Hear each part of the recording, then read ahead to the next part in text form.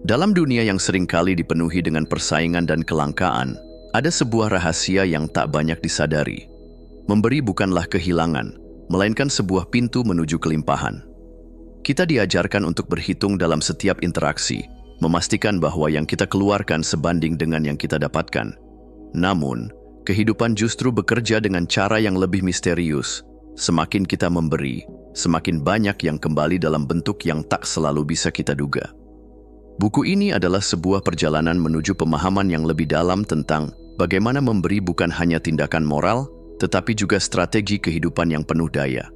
Dengan memahami siklus nilai, value loop, menavigasi paradoks memberi, dan membangun kepercayaan, kita tidak hanya menciptakan manfaat bagi orang lain, tetapi juga menanam benih yang akan tumbuh menjadi kesempatan, hubungan yang lebih dalam, dan dampak yang berkelanjutan. Memberi bukanlah sekadar perbuatan baik, ia adalah kekuatan. Sebuah kekuatan yang bisa mengubah cara kita melihat dunia, membentuk hubungan yang lebih kuat, dan bahkan menciptakan masa depan yang lebih baik.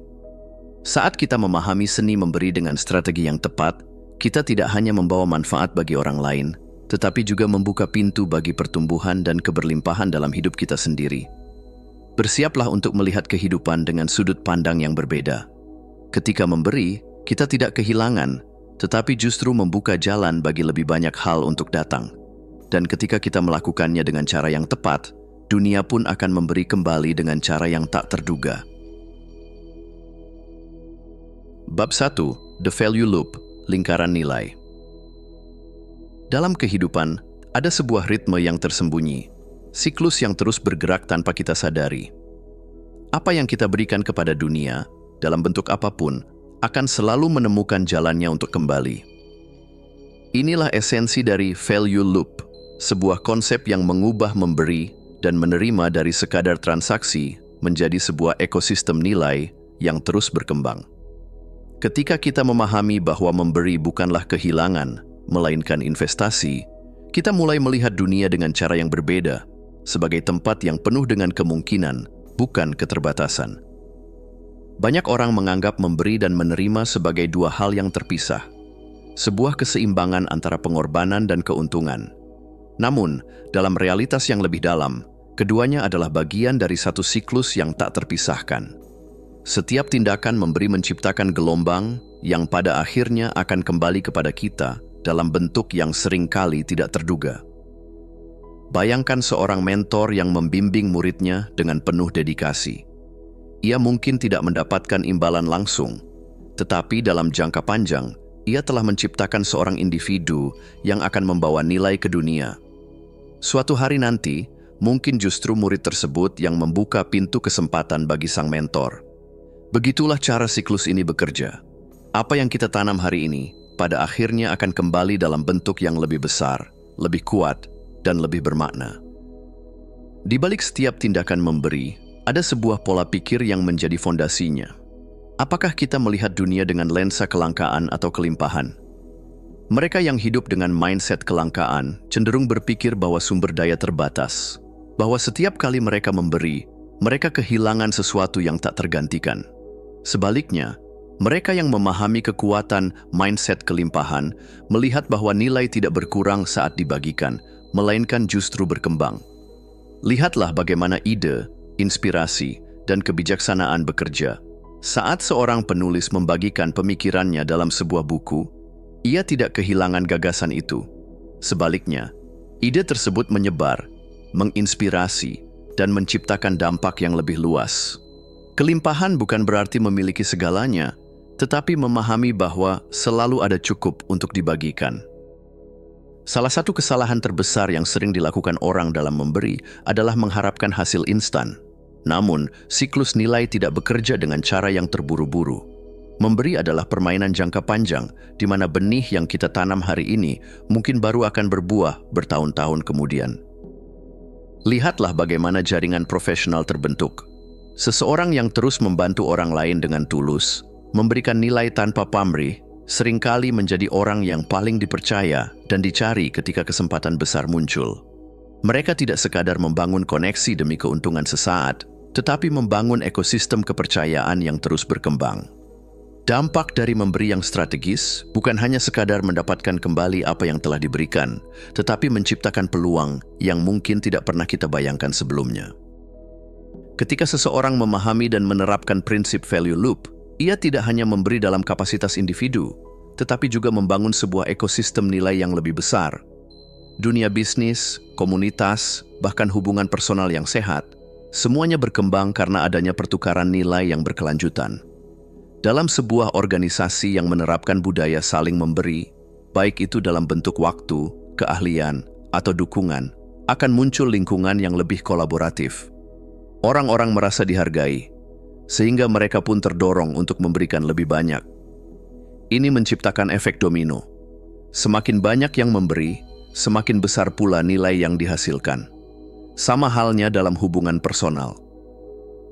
Persahabatan yang kuat bukanlah hasil dari keseimbangan sempurna antara memberi dan menerima dalam setiap interaksi, tetapi dari sebuah pola di mana kedua belah pihak terus berkontribusi dengan cara yang tulus dan berkelanjutan. Konsep value loop bukan sekadar teori, tetapi sesuatu yang bisa diterapkan dalam kehidupan sehari-hari. Untuk memulainya, berikan nilai tanpa menghitung balasan langsung. Jangan memberi dengan harapan mendapatkan sesuatu dalam waktu dekat, tetapi fokuslah pada menciptakan dampak positif. Temukan cara memberi yang sesuai dengan kapasitas Anda, karena memberi tidak harus selalu berupa uang atau barang. Waktu, keahlian, dan dukungan emosional seringkali lebih berharga daripada materi. Bangun jaringan yang saling mendukung dengan mengelilingi diri Anda dengan orang-orang yang memiliki prinsip yang sama dalam memberi dan menerima. Dengan begitu, siklus ini terus berputar dengan alami.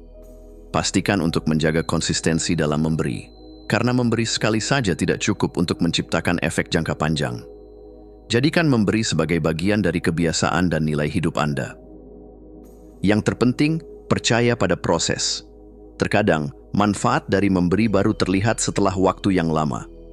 Namun, yakinlah bahwa setiap tindakan baik yang Anda lakukan telah menanam benih yang suatu hari nanti akan tumbuh dan berbunga. Pada akhirnya, value loop bukan hanya tentang memberi dan menerima. Ini adalah tentang bagaimana kita bisa menciptakan kehidupan yang lebih bermakna, membangun hubungan yang lebih kuat, dan membuka pintu kesempatan yang sebelumnya tampak tertutup.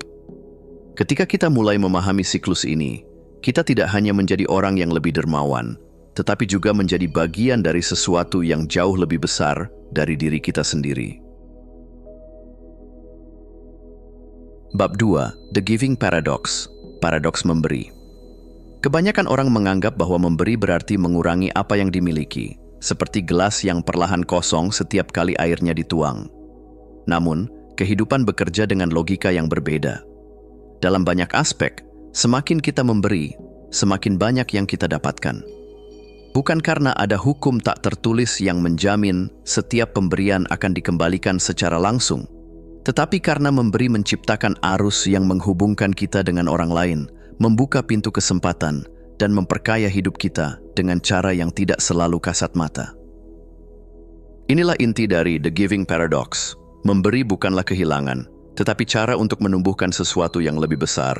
Namun, untuk benar-benar memahami paradoks ini, kita perlu menggali lebih dalam tentang bagaimana manusia merespons pemberian, bagaimana nilai dapat diciptakan dalam interaksi sosial, dan bagaimana memberi dapat menjadi alat yang lebih kuat ketika dilakukan dengan strategi yang tepat.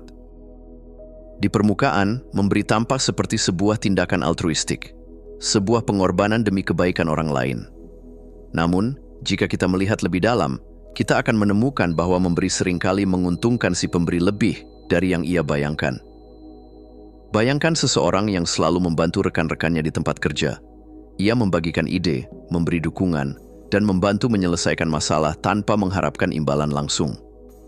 Dari luar, ia mungkin terlihat seperti seseorang yang mengorbankan waktunya. Tetapi dalam jangka panjang, ia membangun reputasi sebagai seseorang yang dapat diandalkan. Orang-orang mulai mempercayainya, merekomendasikannya, dan ketika kesempatan besar datang, ia menjadi pilihan utama. Paradoksnya adalah bahwa memberi bukanlah sekadar kehilangan, melainkan investasi sosial yang tumbuh seiring waktu. Semakin kita memberi dengan tulus, semakin kita memperluas jaringan, meningkatkan kepercayaan, dan membuka kemungkinan yang tak terduga. Manusia memiliki kecenderungan alami untuk membalas kebaikan. Ini adalah bagian dari psikologi dasar kita, sebuah respons yang tertanam dalam pola pikir sosial kita. Ketika seseorang menerima kebaikan, ada dorongan internal untuk mengembalikan sesuatu yang sebanding. Prinsip ini bisa kita lihat dalam berbagai aspek kehidupan. Dalam dunia bisnis, misalnya, perusahaan yang memberikan nilai kepada pelanggan mereka sebelum meminta sesuatu kembali cenderung lebih sukses. Mereka memahami bahwa dengan memberi lebih dahulu, baik itu dalam bentuk layanan berkualitas, informasi bermanfaat, atau pengalaman yang menyenangkan, mereka akan membangun loyalitas pelanggan yang lebih kuat. Dalam hubungan pribadi pun demikian. Orang yang murah hati dalam memberi perhatian, dukungan emosional, dan kebaikan akan menemukan bahwa orang-orang di sekitarnya cenderung melakukan hal yang sama untuk mereka. Reciprocity bukanlah transaksi instan, tetapi sebuah siklus yang berjalan dengan sendirinya saat kita memulainya dengan niat yang tulus. Salah satu kesalahpahaman tentang memberi adalah bahwa ia hanya menguntungkan salah satu pihak. Namun, dalam praktiknya, memberi yang efektif selalu menciptakan keuntungan bagi kedua belah pihak.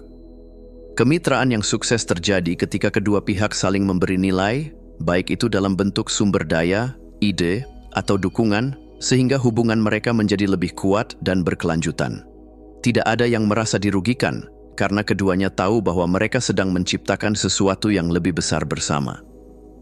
Konsep ini juga berlaku dalam membangun jaringan sosial dan profesional. Orang-orang yang fokus pada menciptakan manfaat bersama cenderung memiliki hubungan yang lebih kuat, lebih produktif, dan lebih berarti. Ketika kita berhenti melihat memberi sebagai pengorbanan sepihak dan mulai melihatnya sebagai alat untuk menciptakan nilai bersama, kita mulai memahami kekuatan sejati dari The Giving Paradox. Salah satu kunci utama dalam memberi yang benar-benar berdampak adalah melepaskan ekspektasi akan imbalan langsung. Ironisnya, semakin kita memberi tanpa mengharapkan sesuatu kembali, semakin besar kemungkinan kita mendapatkan sesuatu yang jauh lebih bernilai. Mengapa demikian? Karena orang dapat merasakan niat di balik sebuah pemberian. Jika kita memberi dengan harapan akan menerima sesuatu sebagai balasan, maka tindakan itu berubah menjadi transaksi, bukan kebaikan sejati. Sebaliknya, jika kita memberi dengan ketulusan, tanpa tekanan bagi penerima untuk membalas, maka kita menciptakan ruang bagi hubungan yang lebih otentik dan saling menghargai. Ini bukan berarti kita harus memberi secara buta tanpa berpikir.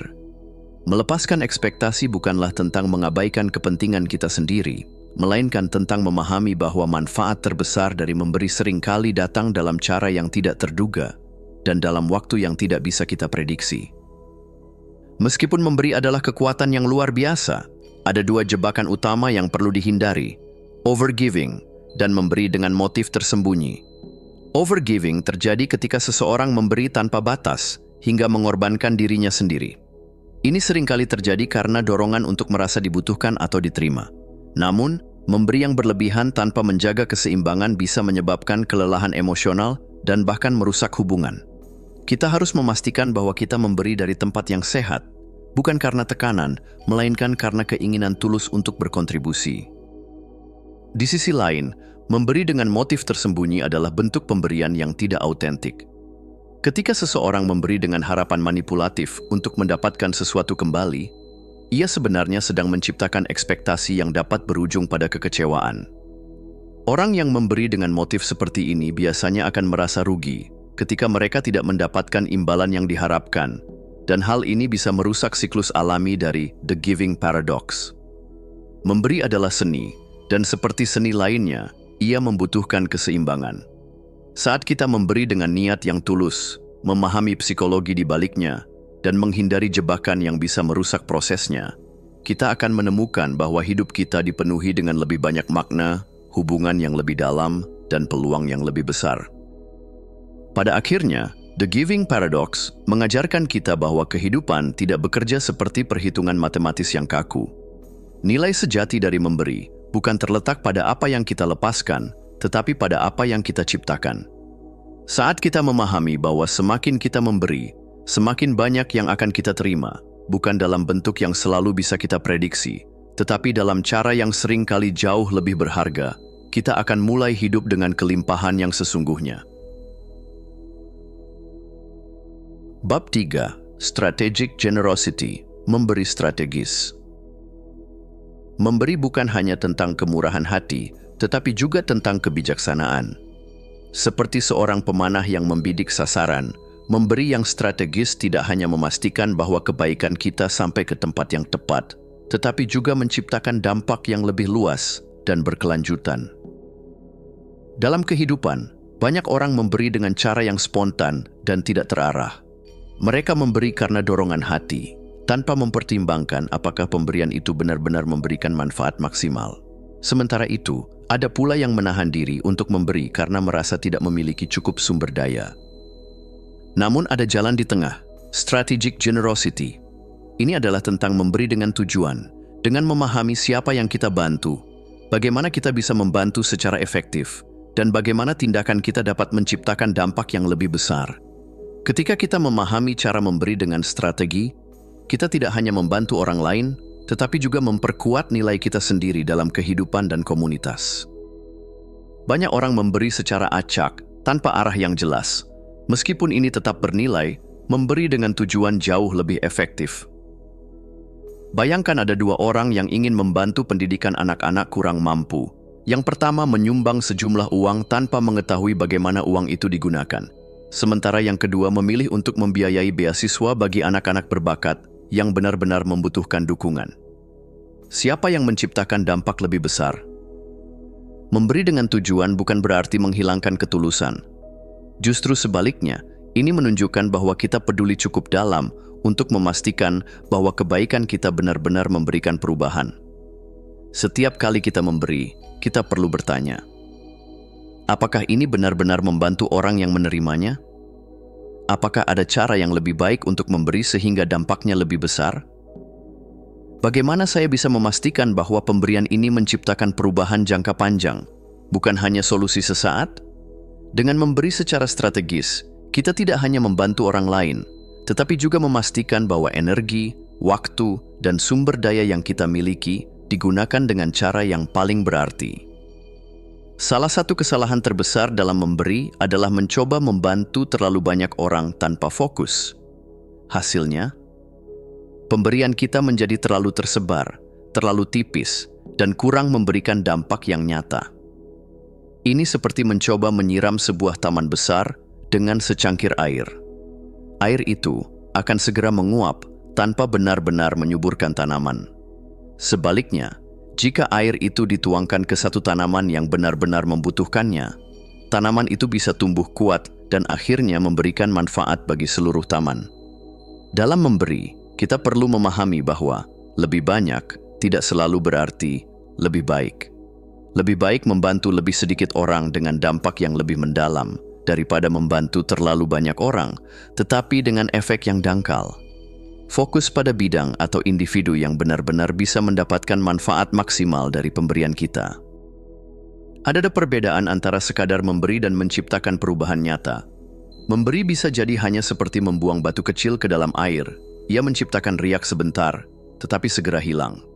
Sementara itu, memberi dengan dampak tinggi seperti menyalakan api yang bisa terus menyala dan menyebar ke sekitarnya. Untuk menciptakan dampak besar, kita harus mempertimbangkan leverage dari tindakan kita. Memberi tidak selalu harus dalam bentuk materi, tetapi bisa juga dalam bentuk ilmu, kesempatan, atau jaringan yang bisa membantu seseorang tumbuh secara berkelanjutan. Misalnya, seorang mentor yang mengajarkan keterampilan kepada anak muda bisa menciptakan efek domino yang besar. Satu keterampilan yang diajarkan bisa mengubah hidup seseorang yang kemudian bisa menularkan ilmu itu kepada orang lain. Inilah kekuatan dari memberi yang berfokus pada dampak besar. Salah satu kesalahan dalam memberi adalah menganggap bahwa semua orang membutuhkan hal yang sama. Padahal, setiap orang memiliki kebutuhan yang berbeda-beda. Misalnya, jika seseorang mengalami kesulitan keuangan, memberi mereka uang mungkin tampak seperti solusi terbaik. Namun, dalam beberapa kasus, mereka mungkin lebih membutuhkan koneksi kerja, pelatihan keterampilan, atau bahkan sekadar dukungan emosional. Memberi tanpa memahami kebutuhan bisa jadi hanya memberikan solusi sementara, bukan solusi yang benar-benar mengangkat mereka dari kesulitan. Itulah mengapa penting untuk memahami apa yang benar-benar dibutuhkan oleh penerima. Ini bisa dilakukan dengan mendengarkan lebih dalam, bertanya, dan memahami konteks sebelum memberi. Ketika kita memberi sesuatu yang sesuai dengan kebutuhan, pemberian kita menjadi jauh lebih bermakna dan berdampak. Ketika kita dikenal sebagai seseorang yang memberi dengan bijak, tulus, dan strategis, kita mulai membangun reputasi yang kuat.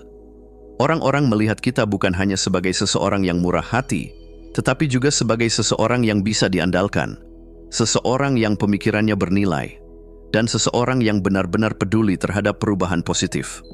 Reputasi ini memiliki efek jangka panjang. Ketika orang tahu bahwa kita memberi dengan ketulusan dan kebijaksanaan, mereka akan lebih cenderung mempercayai kita, bekerja sama dengan kita, dan bahkan ingin membantu kita ketika kita membutuhkan. Namun, membangun reputasi bukanlah tentang mencari nama dalam memberi.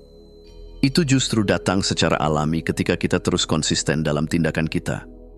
Reputasi bukanlah sesuatu yang kita klaim sendiri, tetapi sesuatu yang tercipta dari bagaimana orang lain melihat kita, berdasarkan tindakan nyata yang kita lakukan.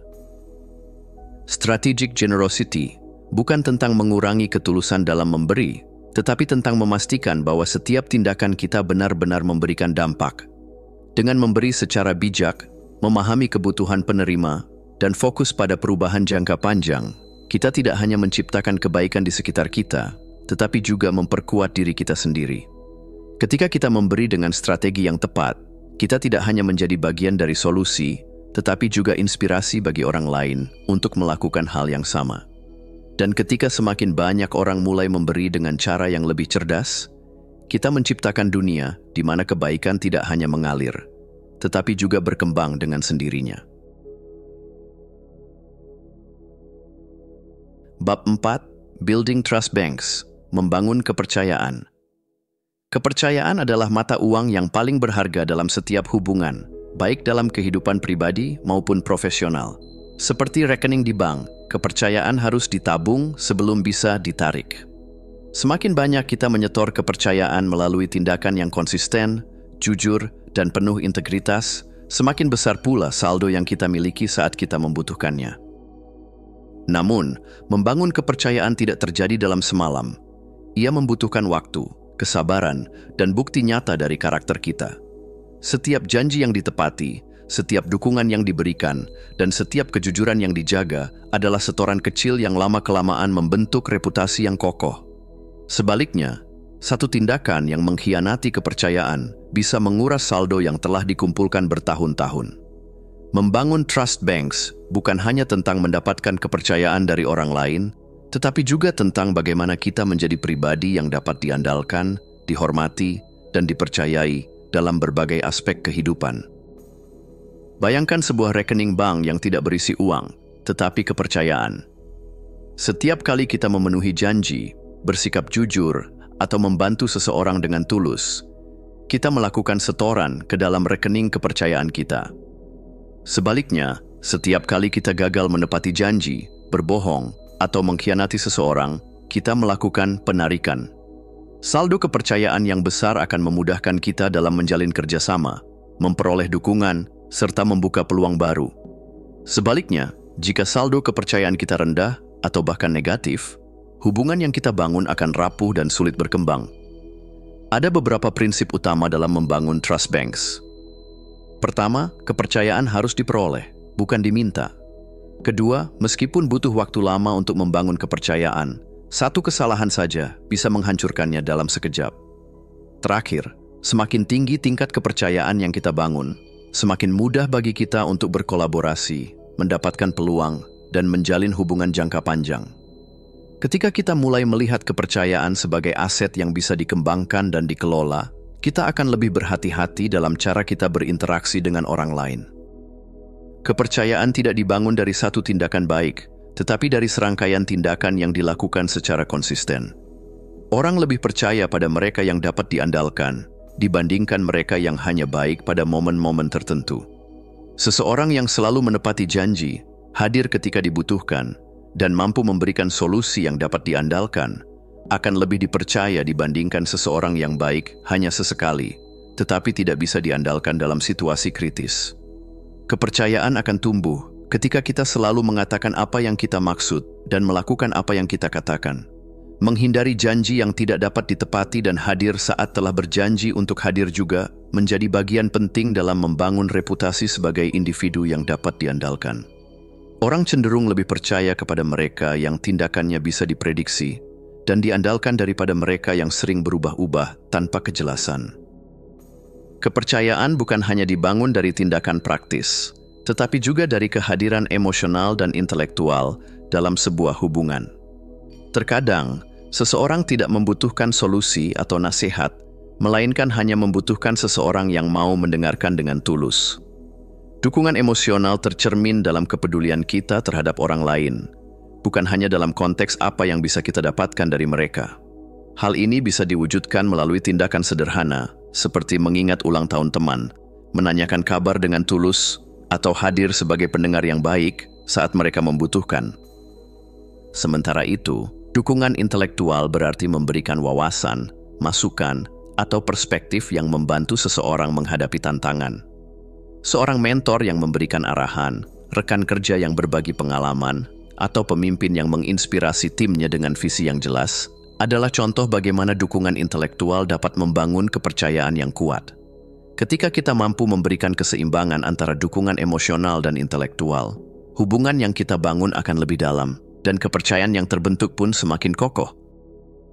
Kepercayaan adalah sesuatu yang rapuh, sekali rusak, sulit untuk diperbaiki.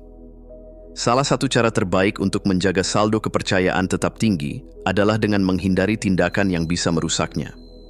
Beberapa hal yang dapat menghancurkan kepercayaan diantaranya adalah tidak menepati janji yang telah dibuat, mengkhianati rahasia atau kepercayaan yang diberikan, berbohong atau memanipulasi demi keuntungan pribadi, serta tidak hadir saat seseorang benar-benar membutuhkan kita. Namun jika kita pernah melakukan kesalahan dan kehilangan kepercayaan seseorang, ada cara untuk memperbaikinya. Langkah pertama adalah mengakui kesalahan dengan jujur, tanpa mencari pembenaran. Selanjutnya, kita perlu meminta maaf dengan tulus dan berusaha memahami dampak dari kesalahan tersebut terhadap orang lain. Setelah itu, membangun kembali kepercayaan harus dilakukan melalui tindakan nyata, bukan hanya sekadar kata-kata. Kepercayaan yang telah rusak memang bisa diperbaiki, tetapi membutuhkan waktu dan kesabaran. Oleh karena itu, menjaga kepercayaan lebih baik daripada harus memperbaikinya setelah hancur. Salah satu cara terbaik untuk terus meningkatkan kepercayaan dalam hubungan adalah dengan meminta umpan balik secara terbuka. Seringkali, kita berpikir bahwa kita sudah menjadi orang yang dapat dipercaya, tetapi bagaimana jika persepsi kita berbeda dengan bagaimana orang lain melihat kita? Membuka diri terhadap umpan balik berarti bersedia mendengar kritik, memahami kekurangan, dan berusaha memperbaiki diri. Cara terbaik untuk menciptakan feedback loop yang sehat dalam membangun kepercayaan adalah dengan bertanya secara langsung kepada orang-orang di sekitar kita, apakah ada hal yang bisa diperbaiki. Kita juga perlu bersikap terbuka terhadap kritik tanpa bersikap defensif, serta menunjukkan perubahan nyata berdasarkan umpan balik yang diterima. Ketika orang melihat bahwa kita benar-benar mendengarkan dan mau berubah, kepercayaan mereka terhadap kita akan semakin meningkat. Building trust banks bukanlah proses instan, tetapi perjalanan yang membutuhkan konsistensi, integritas, dan kesediaan untuk terus belajar. Semakin banyak kita menyetor kepercayaan melalui tindakan-tindakan positif, semakin kuat pula fondasi hubungan yang kita bangun. Di dunia yang semakin kompetitif dan penuh ketidakpastian, memiliki kepercayaan yang tinggi dari orang-orang di sekitar kita adalah aset yang tak ternilai. Dengan membangun kepercayaan secara strategis, kita tidak hanya menciptakan hubungan yang lebih kuat, tetapi juga membuka lebih banyak peluang, mendapatkan dukungan yang tulus, dan menciptakan dampak yang lebih besar dalam kehidupan. Bab 5. Leverage your gifts. Memanfaatkan bakat Anda. Setiap manusia memiliki sesuatu yang unik untuk ditawarkan. Entah itu keahlian, pengalaman, wawasan, atau bahkan sekadar kehadiran yang penuh kepedulian. Kita semua memiliki hadiah yang bisa memberikan nilai bagi orang lain. Namun, tantangannya adalah bagaimana kita bisa menggunakannya secara maksimal. Memberi tidak harus berarti pengorbanan tanpa batas. Justru, memberi dengan cara yang strategis, dengan memanfaatkan kekuatan dan keahlian unik kita, akan menciptakan dampak yang jauh lebih besar. Ini bukan hanya tentang berbuat baik, tetapi tentang memberi dengan kebijaksanaan, memastikan bahwa setiap tindakan kita memiliki efek, berlipat, dan terus berkembang. Mengeksplorasi dan mengoptimalkan apa yang kita miliki bukanlah tindakan egois, melainkan bentuk tanggung jawab.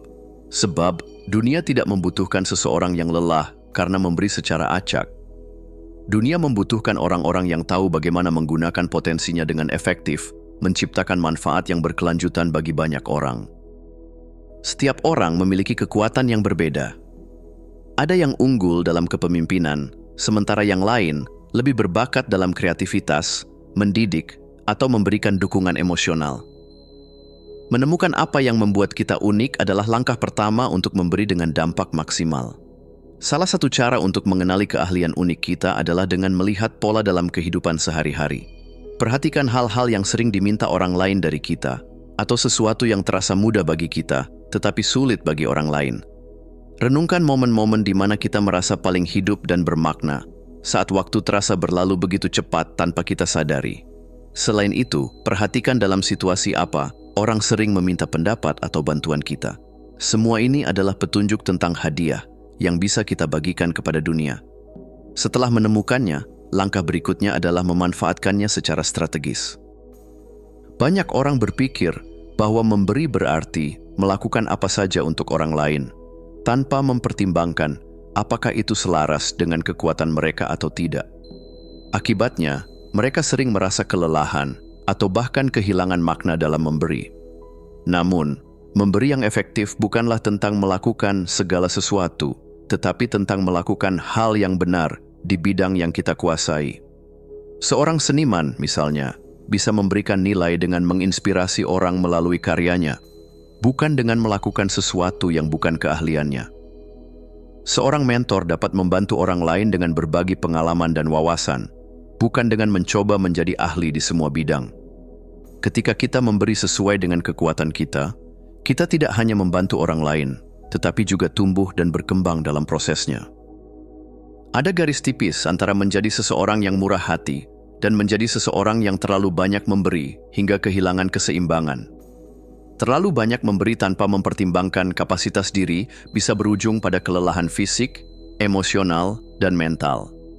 Bahkan, dalam beberapa kasus, bisa menimbulkan rasa frustasi dan kepahitan. Untuk menghindari overcommitment, kita perlu memahami batasan diri sendiri. Jangan takut untuk mengatakan tidak jika suatu permintaan melebihi kapasitas kita. Prioritaskan tindakan yang memiliki dampak terbesar dan pastikan bahwa memberi tidak mengorbankan kesejahteraan diri sendiri. Ketika kita bisa menjaga keseimbangan, kita tidak hanya bisa terus memberi dalam jangka panjang, tetapi juga bisa menikmati prosesnya tanpa merasa terbebani. Memberi yang benar-benar berdampak bukanlah tentang seberapa banyak yang kita berikan, tetapi tentang bagaimana apa yang kita berikan bisa menciptakan efek yang terus berkembang. Pikirkan tentang perbedaan antara memberi ikan kepada seseorang dan mengajarkannya cara memancing. Yang pertama membantu sesaat, tetapi yang kedua bisa mengubah hidupnya selamanya.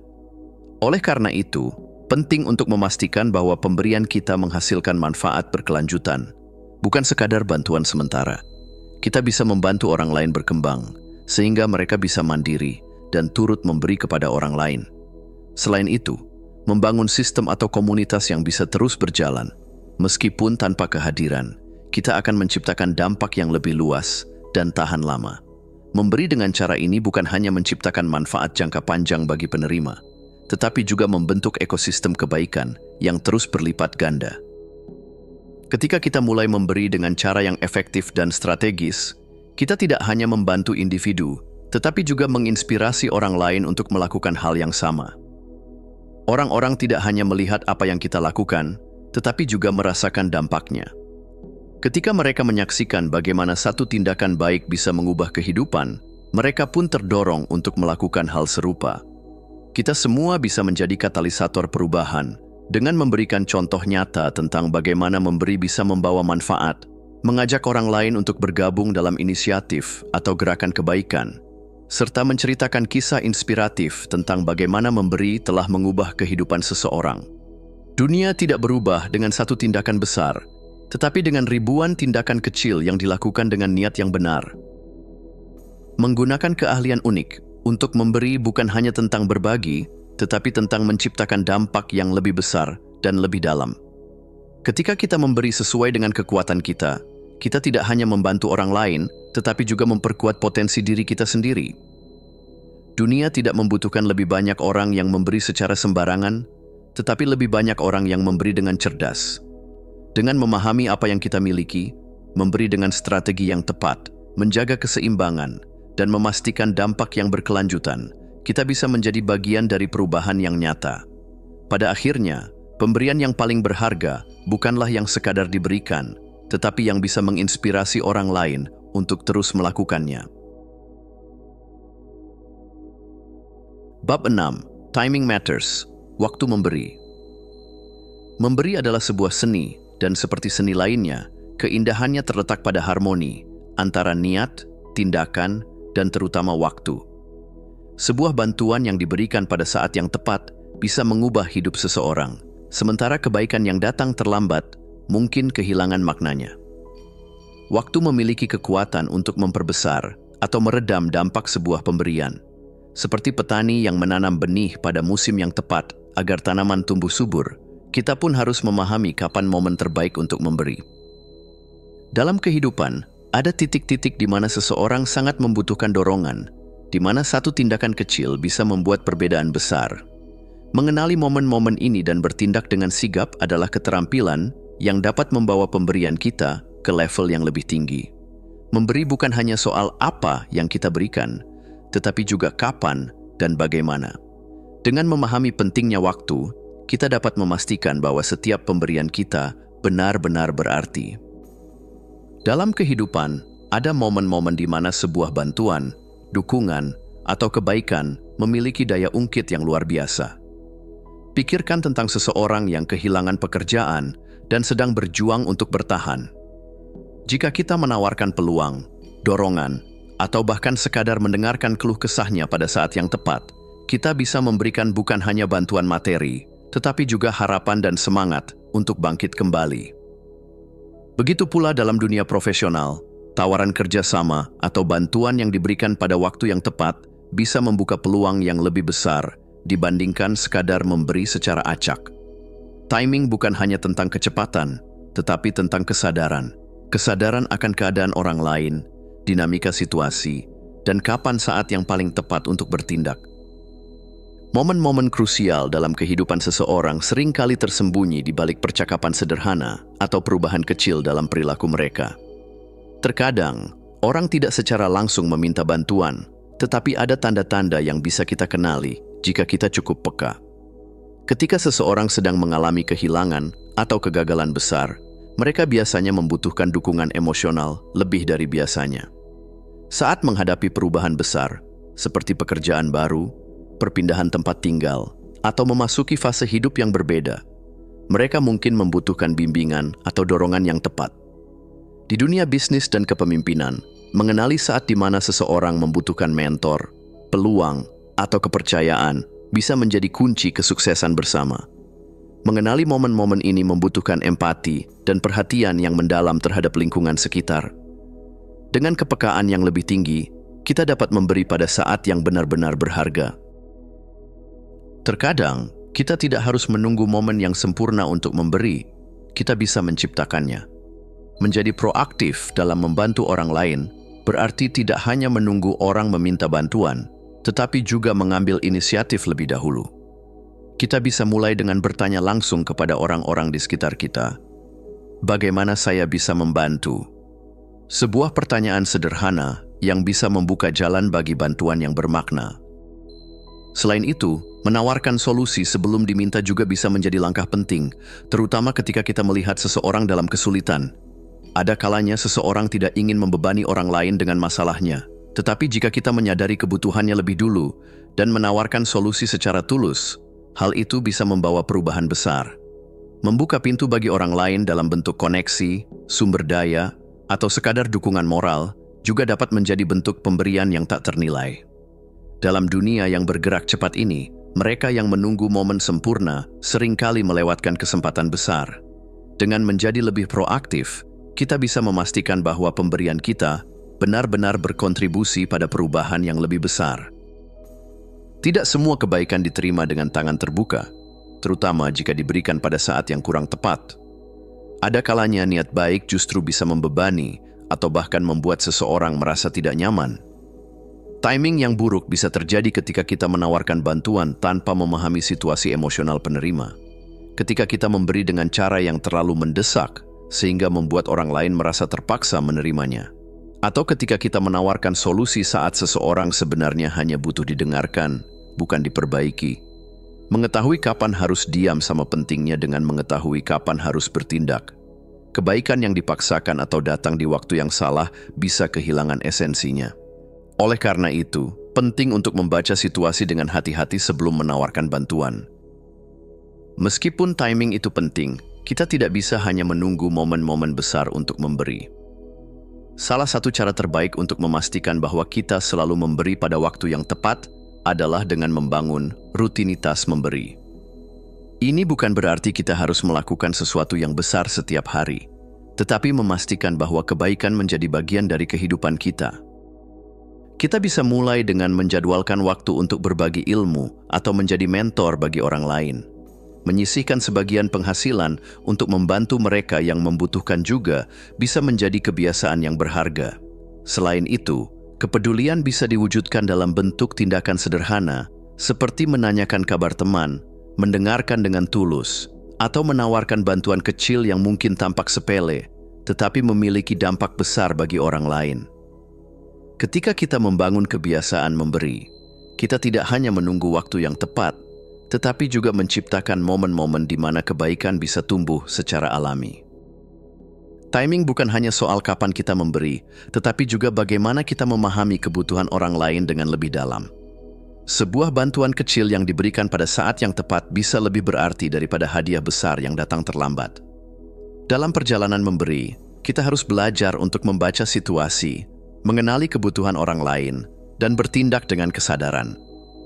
Dengan memahami kapan saat terbaik untuk bertindak, kita dapat memastikan bahwa setiap pemberian kita memiliki dampak yang maksimal. Kebaikan yang diberikan dengan tepat waktu bukan hanya sekadar tindakan, tetapi bisa menjadi titik balik dalam kehidupan seseorang. Bab 7. Receiving Gracefully, Seni Menerima. Memberi seringkali dianggap sebagai tindakan yang mulia dan bermakna. Namun, ada satu sisi dari siklus ini yang sering diabaikan, seni menerima. Kita diajarkan sejak kecil bahwa memberi adalah kebajikan, tetapi tidak banyak yang mengajarkan bahwa menerima dengan tulus juga merupakan bagian penting dari keseimbangan hidup. Banyak orang merasa canggung atau bahkan bersalah saat menerima sesuatu, seolah-olah mereka sedang mengambil sesuatu yang bukan haknya. Padahal, menerima bukanlah tindakan yang pasif atau egois. Itu adalah bagian alami dari siklus kehidupan. Sama seperti kita merasa bahagia ketika memberi, orang lain juga ingin merasakan kebahagiaan yang sama ketika mereka berbagi dengan kita. Menolak pemberian dengan dalih, tidak enak hati, justru bisa menghambat aliran kebaikan yang lebih besar. Kita perlu memahami bahwa menerima dengan baik bukan hanya tentang kita, tetapi juga tentang menghormati niat baik orang lain dan membiarkan siklus memberi terus berputar. Menerima dengan anggun adalah tanda kedewasaan emosional yang menunjukkan bahwa kita cukup rendah hati untuk mengakui bahwa kita tidak bisa selalu berdiri sendiri. Ada saat-saat dalam hidup ketika kita membutuhkan bantuan, dukungan, atau bahkan sekadar apresiasi dari orang lain. Ketika seseorang memberi kepada kita, mereka tidak hanya memberikan sesuatu yang bersifat fisik, tetapi juga kepercayaan, perhatian, dan kasih sayang.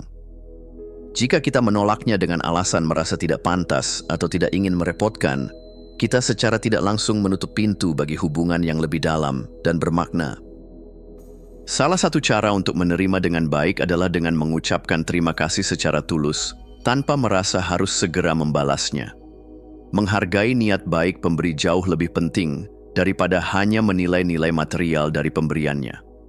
Selain itu, kita juga perlu menyadari bahwa menerima pun merupakan bentuk memberi, Dengan menerima sesuatu, kita memberikan kesempatan kepada orang lain untuk merasakan kebahagiaan karena telah berbagi. Memberi dan menerima bukanlah dua tindakan yang terpisah, melainkan bagian dari satu siklus besar yang disebut reciprocity. Dalam banyak budaya, terdapat norma sosial yang mendorong seseorang untuk membalas kebaikan yang mereka terima. Hal ini bukan hanya sekadar kewajiban, tetapi lebih kepada bagaimana manusia secara alami membangun hubungan melalui pertukaran nilai.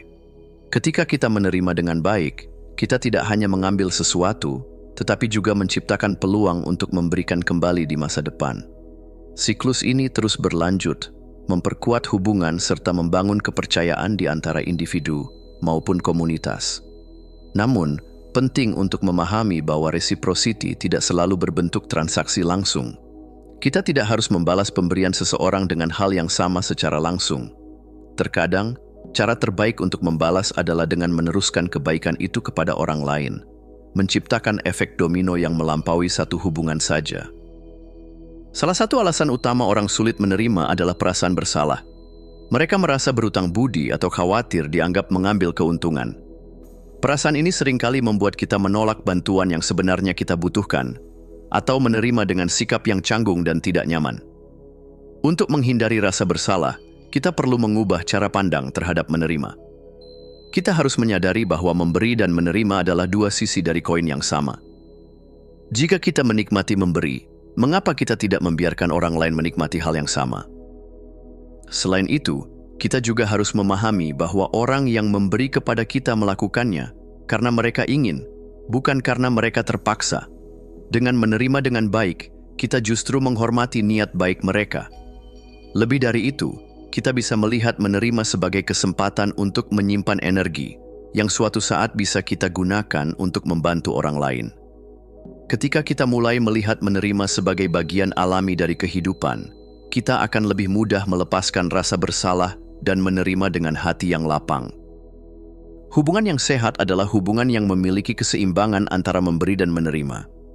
Jika kita selalu menjadi pihak yang memberi tanpa pernah menerima, hubungan tersebut bisa menjadi berat sebelah dan pada akhirnya melelahkan. Sebaliknya, jika kita selalu menerima tanpa pernah memberi, hubungan bisa terasa satu arah dan kehilangan kehangatannya. Oleh karena itu, penting untuk membangun keseimbangan, di mana setiap orang merasa dihargai baik sebagai pemberi maupun penerima. Menjaga keseimbangan ini bukan berarti harus selalu menghitung siapa yang memberi lebih banyak atau siapa yang menerima lebih sedikit.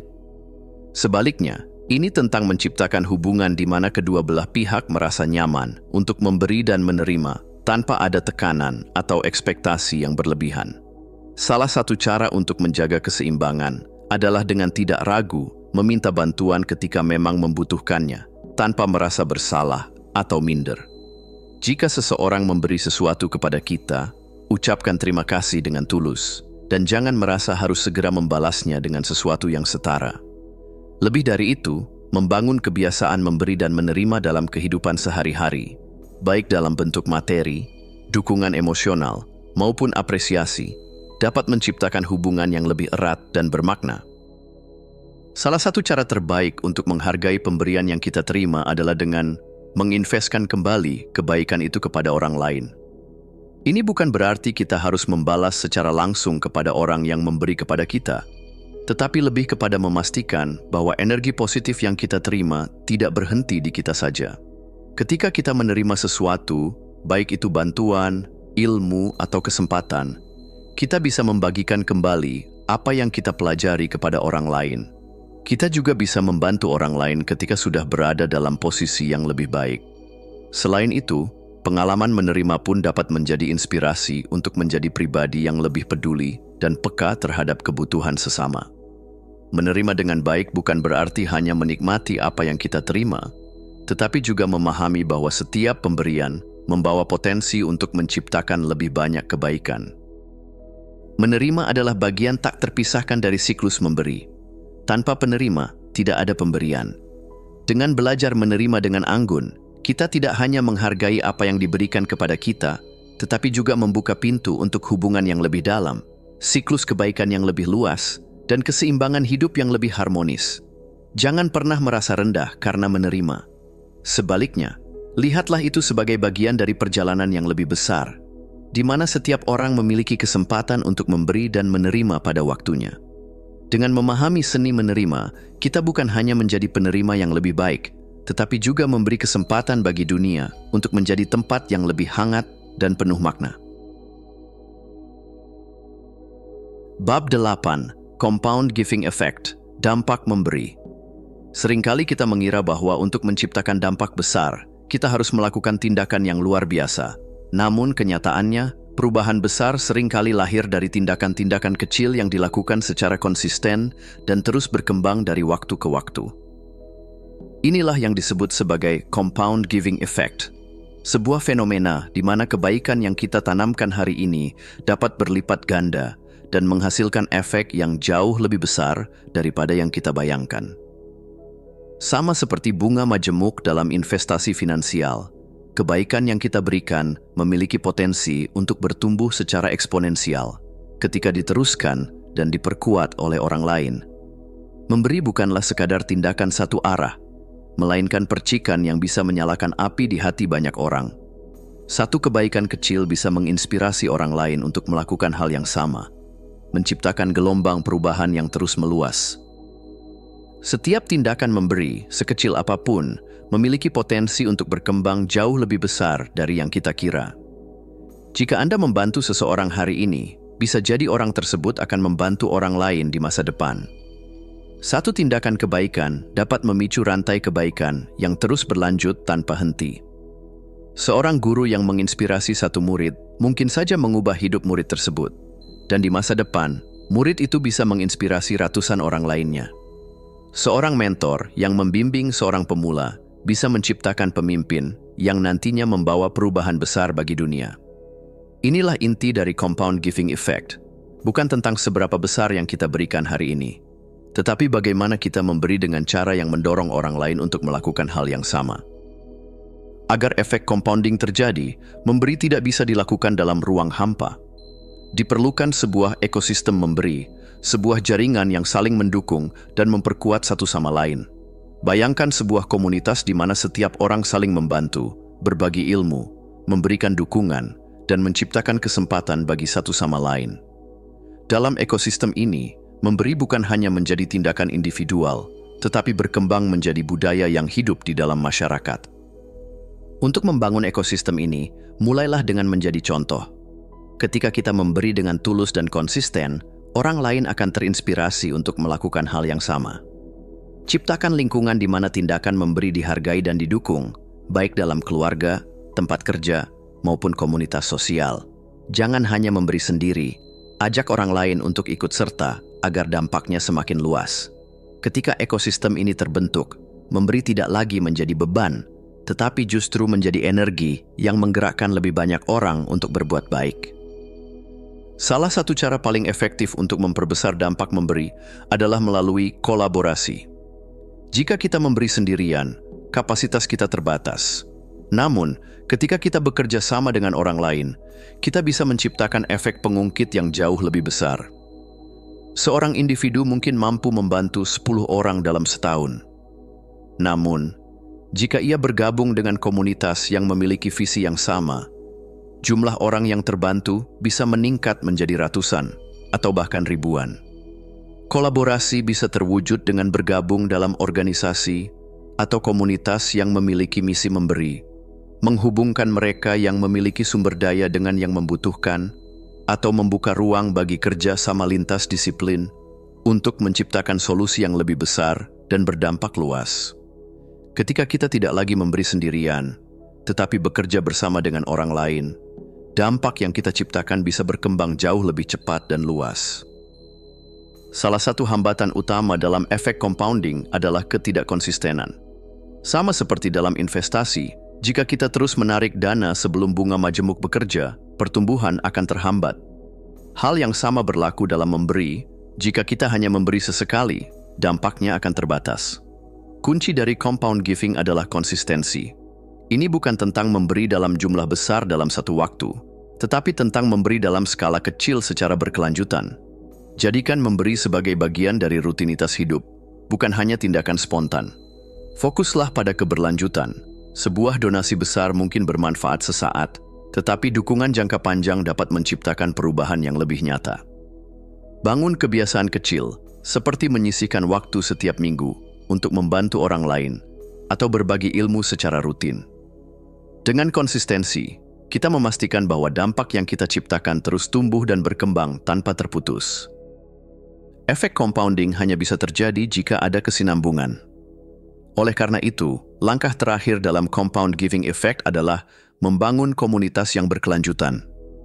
Komunitas yang berkelanjutan tidak hanya bergantung pada satu atau dua orang, tetapi memiliki sistem yang memastikan bahwa nilai-nilai memberi terus diwariskan dan diperkuat.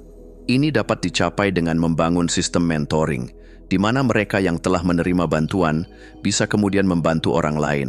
Selain itu, mengembangkan budaya berbagi yang diwariskan dari generasi ke generasi akan memastikan keberlangsungan ekosistem memberi. Komunitas yang kuat juga memerlukan platform atau inisiatif yang bisa berjalan secara mandiri dan terus berkembang, bahkan setelah kita tidak lagi terlibat langsung. Ketika komunitas sudah mampu berjalan sendiri dan terus memberi dampak, kita telah berhasil menciptakan sesuatu yang lebih besar dari diri kita sendiri. Sebuah warisan yang akan terus tumbuh dan memberikan manfaat bagi banyak orang di masa depan. Compound giving effect adalah bukti bahwa perubahan besar tidak selalu datang dari tindakan besar. Kadang-kadang, dampak terbesar justru lahir dari tindakan kecil yang dilakukan dengan konsistensi dan diteruskan dari satu orang ke orang lainnya. Ketika kita mulai memberi dengan niat yang tulus, membangun ekosistem yang mendukung, berkolaborasi dengan orang lain, dan menjaga kesinambungan, kita tidak hanya membantu orang lain, tetapi juga menciptakan gelombang perubahan yang terus berkembang. Pada akhirnya, compound giving bukan hanya tentang apa yang kita berikan, tetapi tentang bagaimana kita menanamkan benih kebaikan yang akan terus tumbuh melampaui batasan waktu dan ruang. Bab 9. The Giving Economy. Ekonomi pemberian. Dalam dunia yang semakin terhubung, paradigma kesuksesan mulai berubah. Dulu, kesuksesan sering diukur dari seberapa banyak yang bisa kita kumpulkan, harta, kekuasaan, atau pengaruh.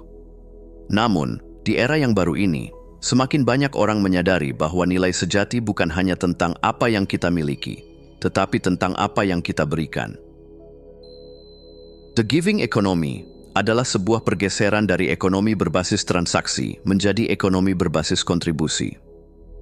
Di dalam ekonomi ini, memberi bukanlah sekadar tindakan filantropis atau kebajikan moral, tetapi sebuah strategi yang menciptakan pertumbuhan, inovasi, dan dampak jangka panjang. Dalam dunia yang semakin kompleks, kesuksesan tidak lagi bergantung pada siapa yang bisa menguasai lebih banyak, melainkan pada siapa yang bisa memberi lebih banyak dan menciptakan ekosistem yang lebih kuat. Selama bertahun-tahun, kita diajarkan bahwa hidup adalah perlombaan, di mana hanya mereka yang tercepat, terkuat, dan paling cerdas yang akan menang. Namun, dalam ekonomi memberi, kesuksesan tidak datang dari mengalahkan orang lain, melainkan dari membangun jaringan kolaborasi yang saling menguntungkan. Perusahaan-perusahaan paling sukses saat ini berkembang bukan karena menutup diri, melainkan karena mereka berbagi, membuka ekosistem, dan memberi akses kepada lebih banyak orang. Google, Tesla, dan banyak perusahaan teknologi besar lainnya telah membuktikan bahwa berbagi inovasi justru mempercepat pertumbuhan. Prinsip yang sama berlaku dalam kehidupan. Ketika kita berhenti melihat orang lain sebagai pesaing dan mulai melihat mereka sebagai mitra dalam pertumbuhan, kita membuka peluang yang jauh lebih besar. Dulu, ekonomi didasarkan pada kepemilikan aset fisik dan akumulasi kekayaan material. Namun, di era digital dan sosial ini, nilai telah menjadi mata uang baru. Reputasi, kepercayaan, dan kontribusi kini memiliki nilai yang jauh lebih besar daripada sekadar uang. Di dunia yang semakin transparan dan terkoneksi, orang lebih cenderung mengikuti, mendukung, dan berbisnis dengan mereka yang memberikan nilai nyata, bukan hanya mereka yang mencari keuntungan semata. Individu dan perusahaan yang paling sukses adalah mereka yang secara aktif menciptakan nilai bagi komunitas mereka. Para influencer yang membangun audiens bukan dengan promosi kosong, tetapi dengan berbagi wawasan berharga, serta perusahaan yang membangun kepercayaan dengan memberikan layanan berkualitas sebelum meminta sesuatu kembali, adalah contoh nyata dari bagaimana ekonomi memberi bekerja. Dalam ekonomi ini, semakin banyak nilai yang kita ciptakan, semakin besar dampak yang kita rasakan, bukan hanya dalam bentuk uang, tetapi juga dalam bentuk loyalitas, hubungan, dan keberlanjutan. Di dunia tradisional, memberi seringkali dianggap sebagai tindakan satu arah yang bersifat terbatas. Namun, dalam ekonomi memberi, kita bisa menciptakan jaringan yang scalable, jaringan yang tumbuh secara otomatis karena didorong oleh kontribusi dan keterlibatan banyak orang. Salah satu cara membangun jaringan seperti ini adalah dengan memberikan nilai terlebih dahulu. Komunitas dan jaringan yang paling kuat selalu dibangun oleh orang-orang yang memberi lebih dulu tanpa meminta balasan instan.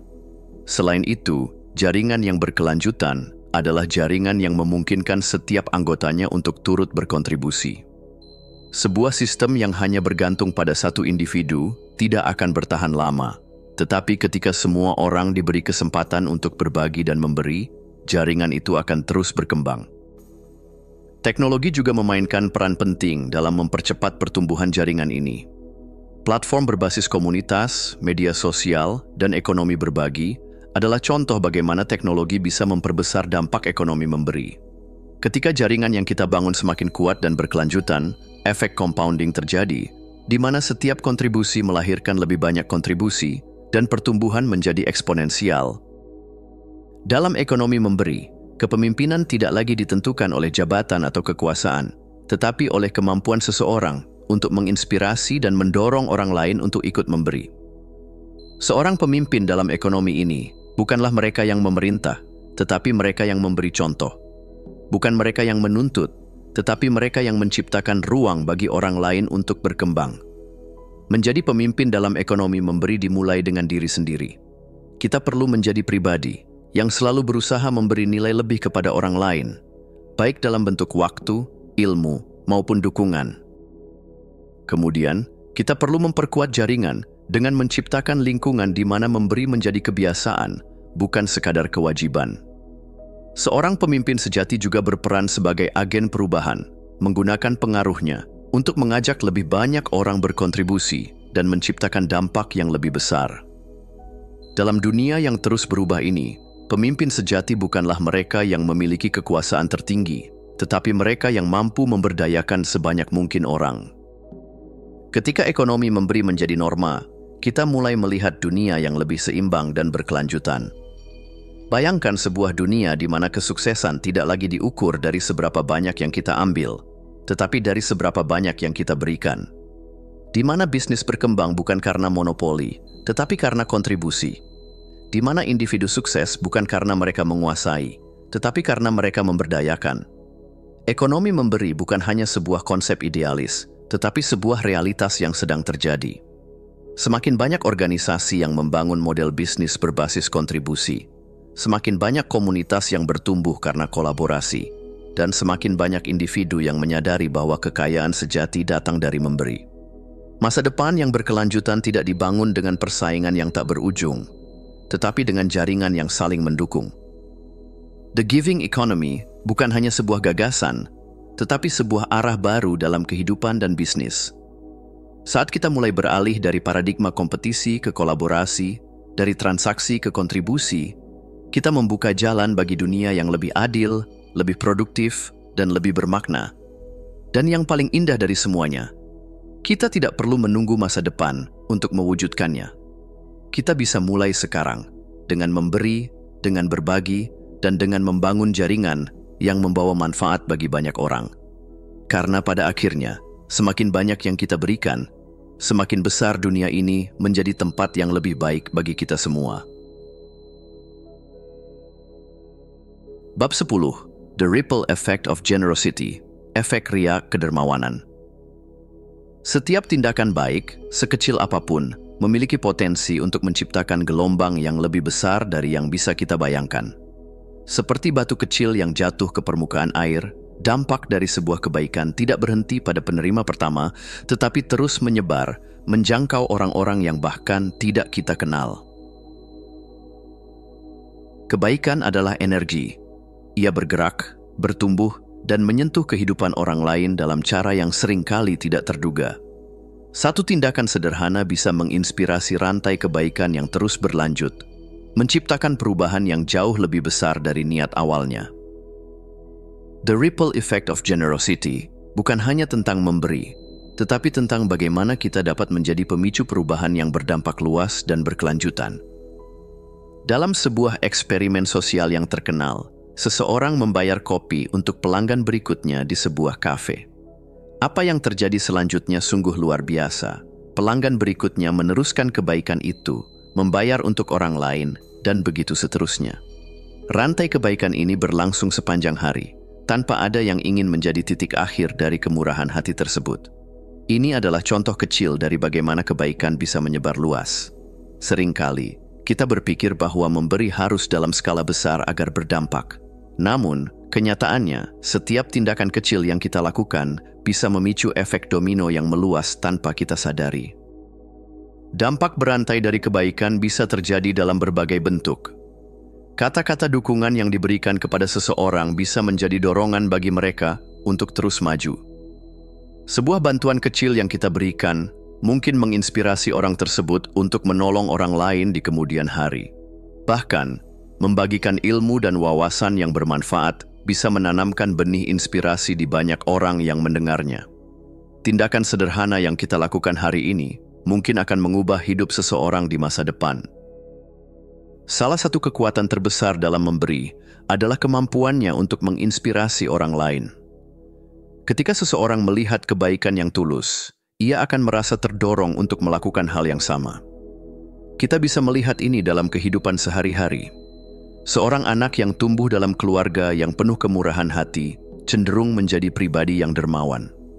Seorang karyawan yang bekerja di lingkungan yang mendukung dan saling membantu akan terdorong untuk melakukan hal yang sama. Kebaikan menular. Ketika kita berbagi ilmu, orang lain akan terdorong untuk melakukan hal yang sama. Saat kita membantu seseorang, mereka akan lebih mungkin untuk menolong orang lain juga. Dengan menjadi contoh dalam memberi, kita menciptakan budaya di mana kebaikan menjadi kebiasaan. Dunia ini tidak berubah karena teori, tetapi karena tindakan nyata. Jika kita ingin lebih banyak kebaikan di dunia ini, kita harus mulai menjadi teladannya. Banyak orang berpikir tentang warisan dalam bentuk materi, harta, properti, atau bisnis yang diwariskan kepada generasi berikutnya. Namun, ada warisan yang jauh lebih berharga, warisan kebaikan. Sejarah penuh dengan kisah tentang orang-orang yang meninggalkan jejak bukan karena kekayaan mereka, tetapi karena kebaikan yang mereka sebarkan. Nelson Mandela, Mother Teresa, dan banyak pemimpin lainnya dikenang bukan karena apa yang mereka miliki, tetapi karena dampak yang mereka berikan kepada dunia. Kita bisa membangun warisan kebaikan dengan berbagai cara. Salah satunya adalah dengan membagikan ilmu yang dapat diwariskan ke generasi berikutnya. Menanamkan nilai-nilai kebaikan dalam lingkungan sekitar juga merupakan langkah penting untuk memastikan bahwa kebaikan terus berlanjut. Selain itu, menciptakan sistem dan komunitas yang terus memberi manfaat bagi banyak orang akan menjadi bagian dari jejak yang kita tinggalkan. Pada akhirnya, warisan sejati bukanlah apa yang kita tinggalkan untuk orang lain, tetapi apa yang kita tanam dalam diri mereka. Memberi tidak selalu mudah. Ada saat-saat di mana kita merasa ragu, takut dimanfaatkan, atau menghadapi tantangan yang menguji ketulusan kita dalam memberi. Beberapa tantangan umum dalam memberi adalah rasa takut bahwa kebaikan kita tidak dihargai atau disalahgunakan, kelelahan, karena terlalu banyak memberi tanpa menjaga keseimbangan diri, serta kekecewaan ketika kebaikan yang kita berikan tidak dibalas dengan cara yang kita harapkan. Untuk mengatasi tantangan ini, kita harus mengingat bahwa memberi bukan tentang balasan, tetapi tentang dampak. Menetapkan batasan yang sehat juga penting agar memberi tidak mengorbankan kesejahteraan kita sendiri. Yang terpenting, kita harus fokus pada niat, bukan hasil. Karena setiap kebaikan yang tulus akan menemukan jalannya sendiri. Memberi bukan tentang kesempurnaan, tetapi tentang konsistensi. Selama kita terus melangkah, kita akan menemukan cara untuk menghadapi setiap tantangan dengan kebijaksanaan. Banyak orang berpikir bahwa memberi dan menerima adalah dua hal yang terpisah. Padahal, keduanya adalah bagian dari satu siklus yang harmonis. Ketika kita memberi, kita tidak hanya memberkati orang lain, tetapi juga membuka pintu untuk menerima lebih banyak. Namun, menerima dengan baik juga adalah bentuk kebaikan. Karena ketika kita menerima dengan rasa syukur, kita memberi kesempatan bagi orang lain untuk merasakan kebahagiaan dalam memberi. Siklus ini menciptakan keseimbangan dalam hidup. Kita memberi saat kita bisa dan menerima saat kita membutuhkan. Kita menolong orang lain dan suatu saat akan ditolong kembali. Kita berbagi ilmu dan juga belajar dari orang lain. Dengan memahami bahwa memberi dan menerima adalah bagian dari siklus yang sama, kita tidak lagi melihat memberi sebagai sebuah pengorbanan, tetapi sebagai bagian alami dari kehidupan yang saling terhubung. The ripple effect of generosity mengajarkan kita bahwa kebaikan yang kita sebarkan hari ini tidak akan pernah sia-sia. Setiap tindakan kecil memiliki potensi untuk menciptakan dampak yang jauh lebih besar dari yang kita bayangkan. Dunia yang lebih baik tidak dibangun dalam semalam, tetapi dari tindakan-tindakan kecil yang dilakukan secara konsisten oleh banyak orang. Hari ini, kita memiliki pilihan. Apakah kita akan menjadi pemicu kebaikan atau hanya menjadi penonton? Apakah kita akan menunggu orang lain untuk memulai, atau kita yang akan menjadi awal dari perubahan? Saat kita memilih untuk memberi, kita bukan hanya mengubah hidup orang lain, tetapi juga membentuk dunia yang lebih baik bagi generasi mendatang. Karena pada akhirnya, kebaikan tidak pernah berhenti pada satu titik. Ia terus mengalir, menyebar, dan menciptakan gelombang yang tak terbendung.